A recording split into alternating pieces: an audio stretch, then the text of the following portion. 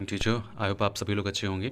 बहुत से बच्चों के मैसेजेस आ रहे हैं कि सर पंचायत सहायक का फॉर्म कैसे फिल करना है और इसमें कौन कौन से डॉक्यूमेंट्स लगेंगे, फॉर्म कहाँ पे सबमिट करना है और सर ज्वाइनिंग कब होगी और सैलरी कितनी है। और बहुत सारे क्वेश्चंस जो हैं वो या तो मुझे व्हाट्सएप पे मिल रहे हैं, व्हाट्सएप ग्रुप पे, या फिर वो मुझे इंस्टाग्राम पे मैसेज कर रहे हैं। तो उसी के रिगार्डिंग मैं आपका एक वीडियो बनाने जा रहा हूँ, ये पंचायत सहायक का। इसमें फॉर्म कैसे फिल करेंगे, कौन कौन से डॉक्यूमेंट रहेंगे, जॉब परमानेंट है या फिर संविदा बेसिस पे है या कोई कॉन्ट्रेक्चुअल बेसिस पे जॉब है, इन सभी चीज़ों के बारे में हम डिस्कस करेंगे। लेकिन उससे पहले अगर आप चैनल पे नए हैं तो चैनल को सब्सक्राइब कर लीजिए। आपको जो इम्पोर्टेंट वीडियोज़ हैं वो तो आपको मिलेंगे ही मिलेंगे, और साथ ही साथ में जो भी जॉब से रिलेटेड चीज़ें होती हैं वो भी आपको यहाँ पे मिलेंगी। सैलरी कितनी रहेगी और आपकी पोस्टिंग कहाँ पे भी होगी, इस बारे में भी हम समझेंगे। और जिलेवार पदों की संख्या, बहुत से बच्चे ये हैं कि उनको नहीं बताया कि उनके डिस्ट्रिक्ट में वैकेंसीज़ हैं या नहीं हैं, तो वो कैसे पता करेंगे उसके बारे में जानेंगे। और जॉब संविदा पे है या परमानेंट है, इसके बारे में हम समझेंगे। तो यहाँ पर अगर हम जो नोटिफिकेशन जारी किया गया है उसमें हम ये देखें तो यहाँ पे इसकी सबसे पहले तो आवेदन की जो तिथि है, जो लास्ट डेट है, वो 30/6/2024 है। मतलब 15 दिन है आपके पास में, 15/6 से 30/6/2024, इस दिन से आपको फॉर्म फिल करना है। और ये ऑनलाइन फॉर्म फिल नहीं होगा, सबसे पहले मैं आपको ये बता दूं। इसमें ऑफलाइन प्रोसेस है और ऑफलाइन ही आपको फॉर्म इसमें फिल करना पड़ेगा।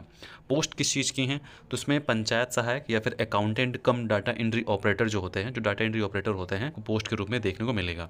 साथ ही साथ में जो पद हैं रिक्त, वो टोटल 4,821 है। मतलब पूरी यूपी में 4,821 पद जो हैं वो रिक्त है पंचायत सहायक के। जिला पंचायत राज अधिकारी कार्यालय, विकासखंड कार्यालय एवं ग्राम पंचायत कार्यालय में आवेदन पत्र जमा करने की अवधि, ठीक है, तो 30 जून 2024। आप डायरेक्ट जो है विकासखंड जाकर के, जो आपके यहाँ पे हो, ब्लॉक हो, वहाँ पे जाकर के जमा कर सकते हैं, या जिला पंचायत राज अधिकारी कार्यालय में जाकर जमा कर सकते हैं, या फिर ग्राम पंचायत कार्यालय अधिकारी में कार्यालय में जाकर के जमा कर सकते हैं। ओके। उसके बाद में यहाँ पे जिला पंचायत राज अधिकारी कार्यालय, विकासखंड कार्यालय में प्राप्त आवेदन पत्रों को संबंधित ग्राम पंचायत को उपलब्ध कराया जाएगा। मतलब जब वहाँ पे आप सबमिट करने जाएंगे, सबमिट करने के बाद में देखिए दो तरीके हैं, या तो आप खुद जाकर के सबमिट करके आएँ या फिर आप पोस्ट कर दें, मतलब बाई पोस्ट आप वहाँ पे सबमिट कर सकते हैं। उसके जब सबमिट हो जाएगा तो सबमिट करने के बाद में आपको जो डॉक्यूमेंट्स, आपके जो भी सारे, जो भी आप अपना एप्लीकेशन सबमिट करेंगे, वो आपके ग्राम पंचायत को, जो विकास खंड कार्यालय है, वो देगा। और उसके बाद में जो नियुक्ति है वो मेरिट लिस्ट के आधार पे होगी। मतलब आपके हाई स्कूल, इंटर और ग्रेजुएशन के आधार पर जो आपके नंबर्स हैं उनका आकलन किया जाएगा और जो मेरिट है वो बनाई जाएगी। और उसके बाद में ही आपका जो नियुक्ति पत्र है वो आपको मिल सकेगा, मतलब आपकी ज्वाइनिंग हो सकेगी, आपका सिलेक्शन हो सकेगा। लेकिन अगर आप अच्छे नंबर आपके नहीं हैं तो ये मान के चलिए कि फिर थोड़ा मुश्किल हो जाता है, क्योंकि यहाँ पे मेरिट बेसिस है। तो इस वजह से जिसके नंबर अच्छे होंगे उसका सिलेक्शन निश्चित है, और जिसके नंबर अच्छे नहीं होंगे उसको मतलब थोड़ा सा मुश्किल से उसका सिलेक्शन हो सकता है। कोई सोर्स सिफारिश हो सकता है, लग जाएगा, अलग बात है, अदरवाइज़ सिलेक्शन थोड़ा सा मुश्किल होगा। उसके बाद में यहाँ पे जिलाधिकारी की अध्यक्षता में गठित समिति में परीक्षण एवं संतुति, ये सब चीज़ें जो हैं, निर्गत पत्र, मतलब जो नियुक्ति पत्र है वो 22 जुलाई से 24 जुलाई के बीच में सभी को दिया जाएगा। ठीक है। अब आप, और यहाँ पे नियुक्ति कहाँ पे होगी, सबसे इंपॉर्टेंट चीज़ है, नियुक्ति जो है आपके ही जो ग्राम पंचायत है उसी में होगी जहाँ पे आप निवास करते हैं, और वहीं पे आपकी नियुक्ति होगी। ठीक है। अब इसमें आवेदन की प्रक्रिया क्या है, आवेदन की प्रक्रिया है या तो आप खुद जाकर के वहाँ पे जमा कराएं, या फिर रजिस्टर्ड डाक से अपनी ग्राम पंचायत, विकासखंड कार्यालय अथवा जिला पंचायत राज अधिकारी के कार्यालय में निर्धारित समयावधि, आप मतलब निर्धारित समय में उपलब्ध करा सकें। या तो आप खुद जमा कर सकते हैं वहाँ पे जाकर के, अदरवाइज़ आप बाय पोस्ट जो है सबमिट कर दीजिए वहाँ पे, पोस्ट के थ्रू 2 दिन में, 3 दिन में वहाँ पे पहुँच जाएगा। ठीक है। और यहाँ पे जो फॉर्म भरने का जो प्रोसेस है वो हम देखेंगे। तो सैलरी की बात अगर कर लें तो यहाँ पे सैलरी की जो बात है वो 6,000 के आसपास में आपको सैलरी मिलेगी। इसमें जो पद हैं वो हम आपको आगे बताएंगे, लेकिन उससे पहले अगर हम बात करें यहाँ पे कि जॉब परमानेंट है या संविदा बेसिस पे है, तो ये जो जॉब है संविदा बेसिस पे परमानेंट नहीं है, तो इस वजह से आप लोग देख करके फॉर्म फिल करें। तो इसमें अगर हम अब देखें कि फॉर्म कैसे फिल करना है, तो फॉर्म फिल करने में सबसे पहले एक आवेदित ग्राम पंचायत, मतलब आप किस ग्राम पंचायत के लिए फॉर्म फिल कर रहे हैं। जैसे कि मान के चलिए आपका बनारस है, तो बनारस में जो भी आपका ग्राम पंचायत लग रहा है, जिस ग्राम से आप बिलोंग कर रहे हैं, जो भी गांव से आप बिलोंग कर रहे हैं, वहाँ पे आपका जो यहाँ पे होना चाहिए। और उसके लिए आपके पास आपका डोमिसाइल, मतलब जो निवास प्रमाण पत्र है वो भी होना चाहिए। ठीक है। क्योंकि ऐसे ही नहीं कि आप कहीं पे रह रहे हैं और कहीं पे आपने डाल दिया, तो आपके लिए पास प्रॉपर जो है आपका डोमिसाइल होना चाहिए। उसके बाद विकास खंड कौन सा लगता है, तो एक तो गांव होता है, उसके बाद उसमें ब्लॉक लगता है जिसको विकास खंड बोलते हैं, वो कौन सा विकास खंड लगता है वो यहाँ पे आपको डालना है।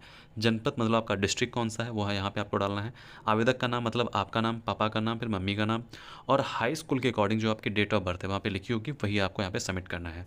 अब जो आपकी एज है वो 1 जुलाई 2023 तक, मतलब आपका जो जन्म हुआ है है, मान के चलिए 1997 में आपका जन्म हुआ है, तब से लेकर के 1 जुलाई 2023 तक आपका कितने वर्ष, मतलब आपके कितने साल और कितने महीने और कितने दिन हो गए हैं 1 जुलाई तक। यहाँ पे आज तक नहीं होना है, 1 जुलाई तक आपका 1997 से, मान के चलिए आपका 1 जुलाई 1997 से लेकर के 1 जुलाई 2023 तक आपके कितने महीने, कितने दिन, कितने साल हो चुके हैं। इस चीज़ का आपको यहाँ पे नोट डाउन करना है कि कितने वर्ष के हुए, मान के चलिए 20 साल के या 30 साल के। उसके बाद महीने कितने हो गए हैं, लगभग मान के चलिए 0 महीने, और दिन कितने हैं, 0 दिन, क्योंकि आप लगभग 30 साल के हो चुके हैं 1 जुलाई को समथिंग ही हो जाएगा। तो इस तरीके से आपको काउंटिंग करके यहाँ पे डाल देना है। उसके बाद यहाँ पे लिंग की बात करें तो लिंग जो भी आपका महिला, पुरुष या फिर अन्य में रहेगा। श्रेणी में ओबीसी, जनरल या फिर अनुसूचित जाति, जनजाति रहेगा। उसके बाद स्थायी पता, जो मतलब आपका परमानेंट एड्रेस है, वो यहाँ पे डालना है। और आपका पत्र व्यवहार पता, मतलब आपका जो टेम्परेरी एड्रेस है, जहाँ पे आप फिलहाल के लिए अगर घर आपका मान के चलिए बनारस में है और रहे आप लखनऊ में रहे हैं, तो यहाँ पे आपको पत्र व्यवहार का पता डालना पड़ेगा। मोबाइल नंबर, आपको अपना मोबाइल नंबर डालना है। और यहाँ पे नीचे देखिए, यहाँ पे लिखा हुआ है प्रमाण पत्र संलग्न करने हैं, ठीक है। तो प्रमाण पत्र फोटोकॉपी संलग्न करनी है, कोई भी ओरिजिनल डॉक्यूमेंट सबमिट नहीं करेगा यहाँ पे। और यहाँ पे क्रम संख्या, मतलब 1 2 3, मतलब जितने जहाँ तक भी आपने पढ़ा है, 10th 12th, ठीक है, ग्रेजुएशन, पोस्ट ग्रेजुएशन, उसके बाद में अगर आपने बीएड या डीएड जो भी किया है वो यहाँ पे आपको सारा फिल करना है। और करने के बाद में बोर्ड या विश्वविद्यालय, यहाँ पे मतलब किस बोर्ड से आप, यूपी बोर्ड से, सीबीएसई बोर्ड से हैं, विश्वविद्यालय मतलब आप किस यूनिवर्सिटी से हैं, तो 10th 12th में सीबीएसई बोर्ड या यूपी बोर्ड होगा। और ग्रेजुएशन में आप जिस यूनिवर्सिटी से आपने पढ़ा है वो यहाँ पे डालना है। और बहुत ही छोटा छोटा डालने का प्रयास करना, या फिर शॉर्ट में डालने का प्रयास करना, ठीक है, क्योंकि जगह इसमें कम दिया हुआ है। विषय कौन सा है, मतलब हिंदी, इंग्लिश, जो मेन मुख्य विषय होंगे वो यहाँ पे आपको लिखने, सारे विषय नहीं आ पाएंगे यहाँ पे। उसके साथ थोड़ा सा फिर पूर्णांक क्या है, प्राप्तांक क्या है, श्रेणी कौन सा, मतलब कौन सा डिवीज़न है आपका, श्रेणी फर्स्ट डिवीज़न है, सेकंड डिवीज़न है, और फिर परसेंटेज, आपने कौन सा आपको परसेंटेज मिला है। फिर यहाँ पे कौन सा आपने इससे पहले कहीं कोई कार्य किया है, तो यहाँ पे आप अंकित कर सकते हैं कि हाँ आपको 2 साल का जो है अनुभव है या नहीं है, या फ्रेशर्स हैं। अगर आप फ्रेशर्स हैं तो आपको यहाँ पे कुछ नहीं करना है, ठीक है। और अगर आपको अनुभव है तो यहाँ पे 1 2 3 साल, जितने भी साल का आपका अनुभव है यहाँ पे डाल सकते हैं। और अगर नहीं है तो यहाँ पे 0 आप फिल कर सकते हैं, ठीक है। उसके बाद में कोविड-19 से अगर आपके यहाँ किसी की डेथ हुई है तो यहाँ पे आप हाँ कर सकते हैं, और उसका नाम, पता या आपसे उसका संबंध क्या था वो यहाँ पे डाल सकते हैं, और किस डेट में उसकी डेथ हुई थी, ठीक है, वो यहाँ पे आपको लिखना है। और उसका जिससे बिलोंग करते हैं, मतलब अगर है ऐसा कुछ, तो उसका जो डेथ सर्टिफिकेट है उसका भी फ़ोटोकॉपी यहाँ पे आपको लगाना पड़ेगा, ठीक है। उसके बाद में यहाँ पे डिक्लेरेशन है, यहाँ पे आपको साइन करने हैं, और यहाँ पे दिनांक डालनी है जिस दिन आप फॉर्म फिल कर रहे हैं उसी दिन की, और यहाँ पे आपको छोड़ देना है। उसके बाद में ये जो रसीद है, ठीक है, यहाँ पे देख लीजिएगा, प्राप्ति रसीद, ग्राम पंचायत विकासखंड, जिला पंचायत अधिकारी। अगर आप डायरेक्ट जमा करेंगे जा करके, ठीक है, तो आपको डायरेक्ट मिल जाएगा। अदरवाइज़ आप पूरा सबमिट करके अगर जमा करते हैं तो शायद आपको ये ना मिले, ठीक है, क्योंकि आप जब डायरेक्ट जमा करने जाएंगे तो वहाँ पे आपको ये रसीद आपको वापस नीचे से मतलब फाड़ के दे देते हैं, ठीक है। तो ये रहा पूरा फॉर्म भरने का प्रोसेस। अब हम जानते हैं कि वैकेंसीज़ कहाँ पे कितनी है। देखिए ये पीडीएफ है, इसमें आपको ये देखने को मिल जाएगा कि यहाँ पे कौन कौन से जो गांव हैं या डिस्ट्रिक्ट हैं या फिर जो भी विलेजेस हैं, वहाँ पे कौन कौन से ऐसे गांव हैं जहाँ पे पोस्ट खाली हैं। यहाँ पे ये नहीं लिखा होगा कि कितनी पोस्ट खाली हैं, ठीक है, लेकिन आपको यहाँ पे ये पता चल जाएगा कि आपके डिस्ट्रिक्ट में पोस्ट खाली है नहीं। तो ये पीडीएफ अगर आपको लेनी है तो टेलीग्राम का चैनल मैं नीचे डाल दूँगा, वहाँ से आप टेलीग्राम में जाकर के जुड़े करके इस पीडीएफ को वहाँ पर देख सकते हैं। और आप अपने जो डिस्ट्रिक्ट है उसको यहाँ पर सर्च करके देख सकते हैं कि क्या आपका डिस्ट्रिक्ट में या आपके गाँव में आपके पोस्ट खाली वहाँ पर नहीं खाली हैं, ठीक है। तो आज की वीडियो में इतना ही। बाकी अगर कोई छूट गया है, कुछ भी अगर आपको पूछना है तो नीचे कमेंट बॉक्स में कमेंट करके बता सकते हैं, मैं वहाँ पे आपको रिप्लाई दे दूँगा। तो ध्यान रखिए, मिलते हैं नेक्स्ट वीडियो में, बाय बाय।